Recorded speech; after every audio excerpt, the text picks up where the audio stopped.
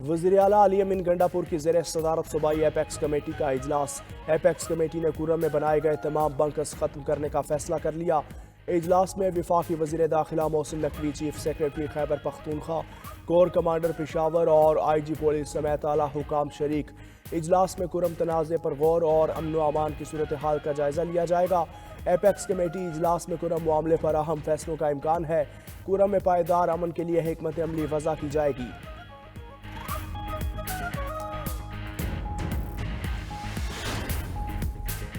وفاقی وزیر داخلہ محسن نقوی کی پشاور میں وزیر اعلیٰ آفس آمد۔ علی امین گنڈاپور سے ملاقات۔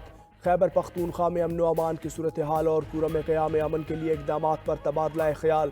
وزیر داخلہ محسن نقوی کی وزیر اعلیٰ خیبر پختونخوا کو قیام امن کے لیے ہر ممکن تعاون کی یقین دہانی۔ کہا کورم میں قیام امن اولین ترجیح ہے۔ تمام سٹیک ہولڈرز کی مشاورت سے کورم میں پائیدار امن کا قیام کرنے کے لیے اقدامات کرنے کی ضرورت ہے۔ علی امین گنڈاپور نے کہا مل کر دہشت گردی کے عفریت کا مقابلہ کریں گے۔ مدارس رجسٹریشن بل کے معاملے پر وزیر اعظم شہباز شریف کا مولانا فضل الرحمان سے رابطہ۔ مولانا کو ملاقات کے لیے مدعو کر لیا۔ ملاقات آج 3 بجے وزیر اعظم ہاؤس میں ہوگی۔ مولانا فضل الرحمان اتحاد تنظیمات مدارس کا موقف وزیر اعظم کے سامنے رکھیں گے۔ سینیٹر کامران مرتضیٰ کہتے ہیں کچھ روز قبل بھی وزیر اعظم کی جانب سے دعوت ملی تھی، مصروفیات کے باعث مولانا فضل الرحمان نہیں جا سکے۔ رہنما جے یو آئی نے کہا بانی پی ٹی آئی یا تحریک انصاف کی جانب سے ملاقات کا پیغام نہیں ملا۔ اڈیالہ جیل ملاقات نہیں، صرف پیغام رسانی ہو سکتی ہے۔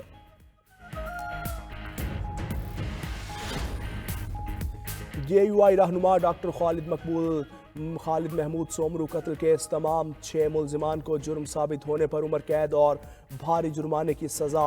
سکھر کی انسداد دہشت گردی عدالت کے جج عبدالرحمان قاضی نے مختصر فیصلہ سنایا۔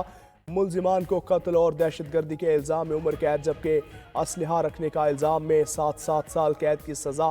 خالد محمود سومرو کو 29 نومبر 2014 کو سکھر میں فائرنگ کر کے قتل کیا تھا۔ ہم ووٹ الف کو دیتے ہیں اور حکومت بے کو مل جاتی ہے۔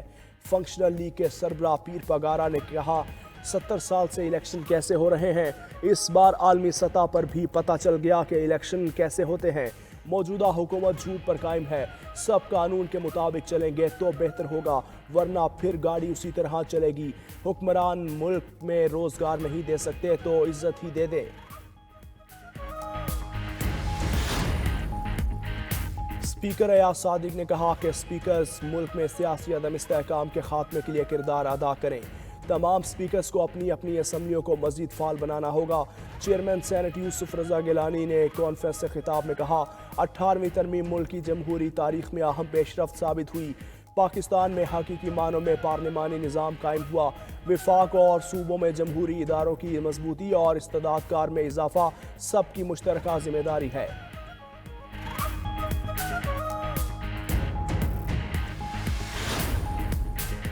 ممبر شریعت اپیلیٹ بینچ ڈاکٹر قبلہ ایاز کا چیف جسٹس یحییٰ آفریدی کو خط۔ ڈاکٹر قبلہ ایاز نے خط بطور ممبر بورڈ آف گورنرز اسلامی یونیورسٹی تحریر کیا۔ خط میں کہا گیا بدقسمتی سے اسلامک یونیورسٹی تباہ ہو رہی ہے۔ سپریم کورٹ کی ہدایت کے باوجود بورڈ آف گورنرز کا اجلاس نہیں بلایا جا رہا۔ سپریم کورٹ نے جامعہ کے صدر کے لیے بورڈ آف گورنرز کو ضوابط بنانے کا بھی حکم دیا تھا۔ 23 دسمبر کو ریاست میں بورڈ آف ٹرسٹیز کا اجلاس بلایا گیا۔ جامعہ سے بورڈ آف ٹرسٹیز اجلاس کے منٹس اور عمل درآمد رپورٹ منگوائی جائے۔ پی ٹی اے نے ڈیٹا سروسز کی فراہمی کے لیے کلاس لائسنس کا دوبارہ آغاز کر دیا۔ وی پی این خدمات فراہم کرنے والے اداروں کو کلاس لائسنس برائے ڈیٹا سروسز حاصل کرنا ہوگا۔ پی ٹی اے کے مطابق کلاس لائسنس برائے ڈیٹا کی بحالی انٹرنیٹ خدمات کی فراہمی کے زمرے میں شامل نہیں۔ مقامی loop licence holders PTA سے الگ پیشگی اجازت کی ضرورت میں وی پی این خدمات کے مجاز ہوں گے۔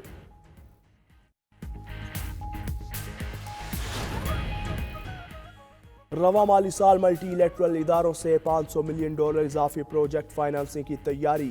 ذرائع کے مطابق ایشیائی ترقیاتی bank, world bank, Islamic development bank سے اضافی فائنانسنگ لی جائے گی۔ ملٹی لیٹرل اداروں سے اضافی فنڈنگ ادائیگیوں کا پریشر کم کرنے کے لیے وصول کی جائے گی۔ ذرائع کے مطابق پروجیکٹ فائنانسنگ کی مد میں رواں مالی سال نظر ثانی شدہ $5.6 ارب کا تخمینہ ہے۔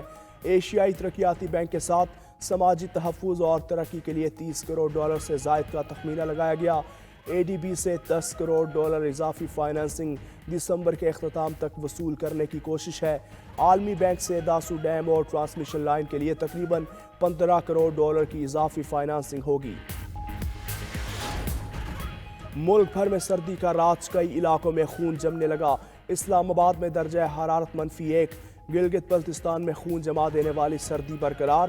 لہیا میں کم سے کم درجہ حرارت -11 ریکارڈ، اسکردو کا درجہ حرارت -9 تک گر گیا۔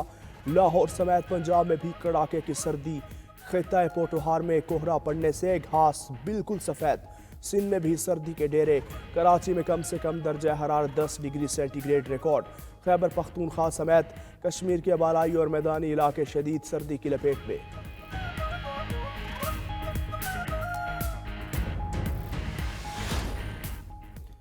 شام میں 2000 امریکی موجود۔ ترجمان پینٹاگون پیٹرک رائڈر کہتے ہیں بشار الاسد کے دور میں شام میں 900 امریکی فوجی موجود تھے۔ بشار حکومت نے خاتمے کے بعد مزید فوجی تعینات کیے، جس کا مقصد داعش کے خلاف جنگ کی سپورٹ تھی۔ اضافی فوجیوں کی حیثیت عارضی فورس کی ہے۔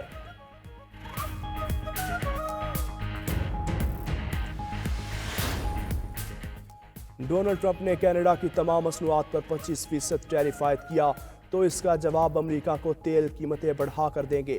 کینیڈا کے تیل سے مالا مال صوبے البرٹا کی پریمیئر ڈینیل سمتھ نے واضح کر دیا، کہا البرٹا امریکہ کو یومیہ 4.3 ملین بیرل تیل فراہم کرتا ہے۔ ہم امریکی توانائی کی 25% ضروریات پوری کرتے ہیں۔ امریکی ریفائنریز کے پاس گیس کی قیمتوں میں اضافے کے علاوہ کوئی آپشن نہیں ہوگا۔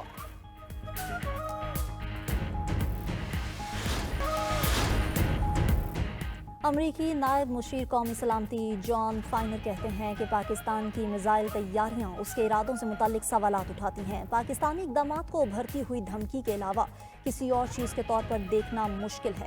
پاکستان ایسے میزائل تیار کر رہا ہے جو جنوبی ایشیا سے باہر امریکہ کو نشانہ بنا سکتے ہیں، جبکہ نائب ترجمان امریکی محکمہ خارجہ ویدانت پٹیل نے کہا پاکستان کے بیلسٹک میزائل پروگرام سے متعلق تحفظات ہیں۔ طویل فاصلے تک مار کرنے والے بیلسٹک میزائل پروگرام کی حمایت نہ کرنا دیرینہ پالیسی ہے۔ امریکہ ان مسائل پر پاکستانی حکومت سے بات چیت جاری رکھے گا۔ پابندیوں سے دیگر شعبوں میں پاک امریکہ تعلقات متاثر نہیں ہوں گے۔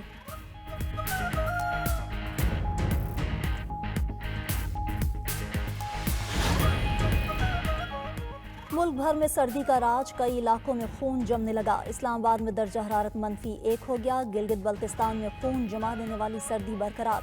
لہیا میں کم سے کم درجہ حرارت -11 ریکارڈ، اسکردو کا درجہ حرارت -9 تک گر گیا۔ لاہور سمیت پنجاب میں بھی کڑاکے کی سردی، خطہ پوٹوہار میں کوہرا پڑنے سے گھاس بالکل سفید ہو گیا۔ سندھ میں بھی سردی کے ڈیرے، کراچی میں کم سے کم درجہ حرارت 10 degree centi grade record. Khyber Pakhtunkhwa سمیت کشمیر کے بالائی اور میدانی علاقے شدید سردی کی لپیٹ میں۔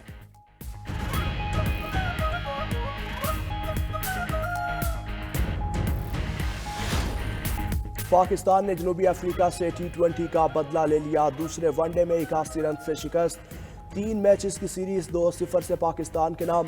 پاکستان کے 329 رنز کے جواب میں جنوبی افریقہ کی ٹیم 248 رنز بنا پائی۔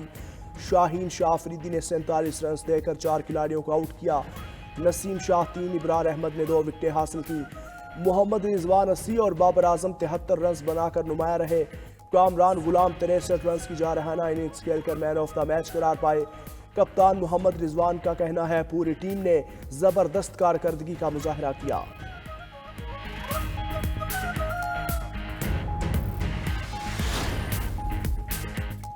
وزیر اعظم شہباز شریف کی پاکستان کرکٹ ٹیم کو جنوبی افریقہ کے خلاف ون ڈے سیریز جیتنے پر مبارکباد۔ وزیر اعظم کی پاکستان کرکٹ ٹیم کے کھلاڑیوں، کوچز، چیئرمین PCB اور متعلقہ حکام کی محنت کی پذیرائی۔ کہا پر امید ہوں آئندہ میچز بالخصوص چیمپئنز ٹرافی میں بھی ٹیم شاندار کھیل کا مظاہرہ کرے گی۔ چیئرمین PCB محسن نقوی نے بھی جنوبی افریقہ کے خلاف ون ڈے سیریز جیتنے پر قومی کرکٹ ٹیم کو مبارکباد دی۔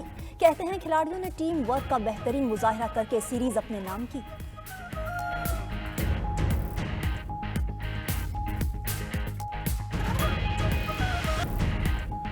پاکستان سٹاک ایکسچینج میں کاروبار کے آغاز پر زبردست تیزی، 100 انڈیکس میں 1097 پوائنٹس کا اضافہ، انڈیکس میں 1,07,000 کی نفسیاتی حد بحال، इंटर बैंक मार्केट में डॉलर की कदर में भी कमी। डॉलर की नई कीमत 278 रुपये 28 पैसे की सतह पर आ गई।